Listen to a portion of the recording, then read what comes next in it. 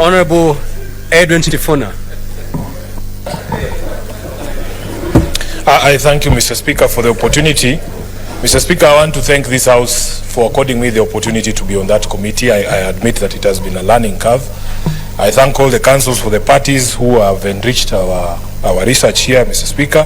The people of Meru for being patient with us. Mr. Speaker, I have lost a lot of friends, I can confess, because for the past few days I have refused to answer my phone from the phone calls that have been coming from Meru. But people must understand that when we take up this responsibility, it's a solemn duty to this House, Mr. Speaker. I want to just share out of the experiences 3 things, Mr. Speaker. First of all, as a committee, we feel that when this House decides to go by way of committee, it has to be clear the level and extent of the involvement of our colleagues who are not members of that committee.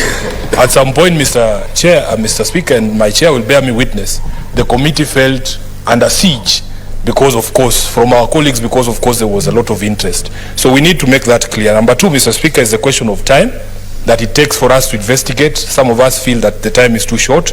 And also the provisions of Standing Order number 80 on the, once the report is tabled, I believe because of the interest, members should be allowed to debate. Finally, Mr. Speaker, my advice is that the Council of Governors must look into training of newly elected governors on various issues of capacity. I believe they need to be trained even on very basic provisions of a constitution, basic provisions of a law.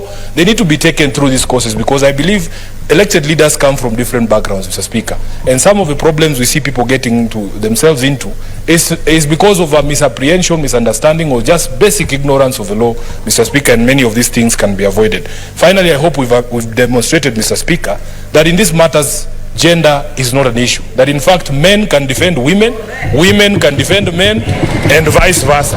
I thank you, Mr. Speaker, and I want to leave it there.